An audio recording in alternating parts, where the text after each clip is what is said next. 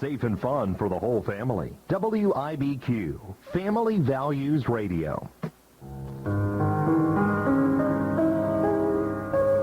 Drink up, all you people. Order anything you see. Have fun, you happy people. Because the drink and the laugh is on me.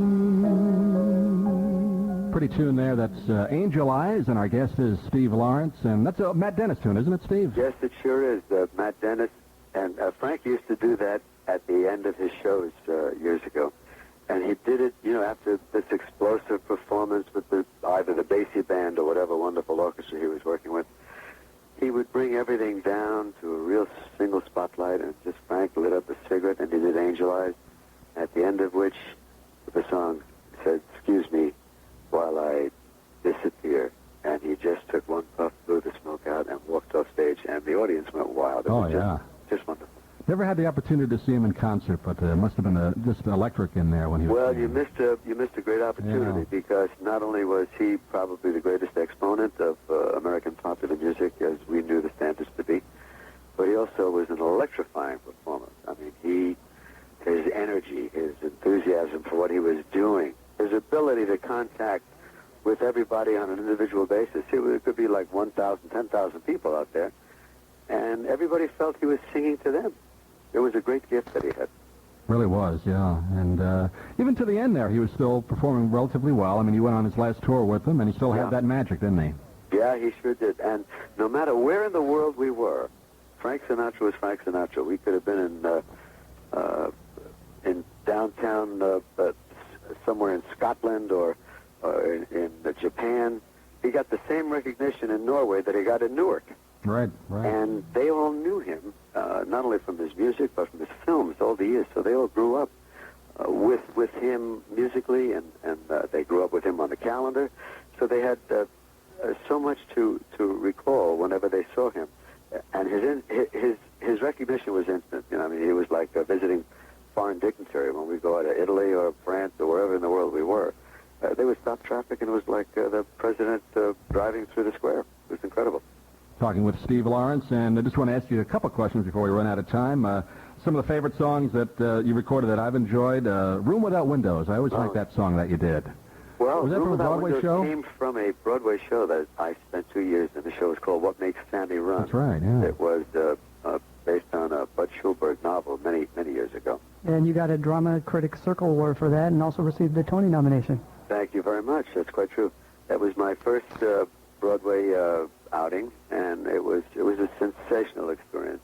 And that song, which was written by Irvin Drake, who wrote the score to the show, was particularly well received, not only in the show, but when I went and recorded it, I guess it was like all these, like we all in the music business refer to as a turntable hit.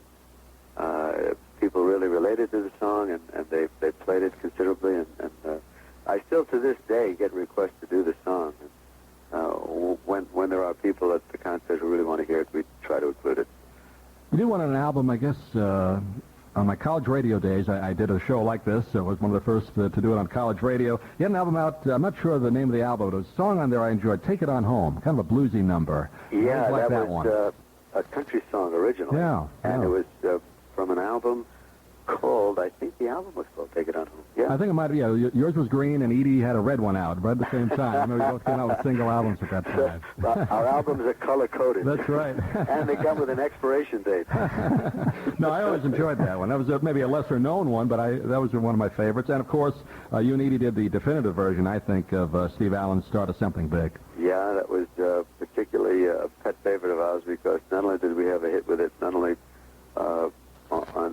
on the radio, but it was also a hit for us sales-wise. It did terrifically well. And we were thrilled because Steve Allen wrote it, and it became our signature song, and his too, because it was just so wonderful, and we were just so pleased about the way it turned out. Don Costa, of course, wrote that and almost all of our orchestrations and all our records. He produced them as well as wrote them. It was great.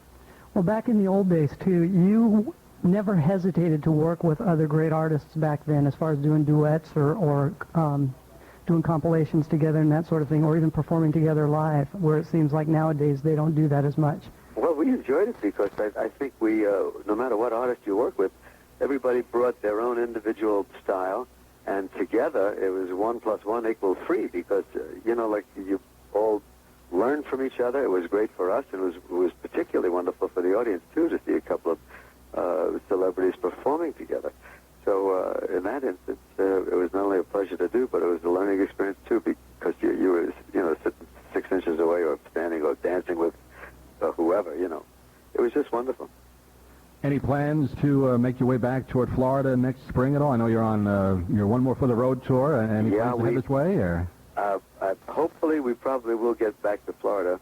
I'm not quite sure when. Usually it's around the February period of time. Great. So we might be down around the Florida area. I know you play Ruth Eckerd Hall in Clearwater. Ruth Eckerd Hall and Van Weasel, and hopefully we can get back to Sarasota or Tampa or someplace in that area. We just love it out there. It's just beautiful. Of course, the East Coast of Florida as well. So Edie and I, over the years, have been treated very well by Floridians, and it's always a pleasure for us to go back. We always have a lot of friends and a lot of fans there. And they've been with us through the years, and it's always a pleasure to go back. Steve Lawrence, it's been a pleasure to talk to you. We'll do it again real soon on your next trip down here. We'd like to see you in person, and it's been a lot of fun to talk to you. You've been one of my favorite singers. Doug. I look forward to it, and I enjoyed chatting with you as well. Thank you. Steve Lawrence, a guest on the Midday Magazine. That about wraps us up. We'll see you again tomorrow, everybody. This is Bruce Wiggins welcoming you to My World tonight at 7 here at AM 1220 WIBQ.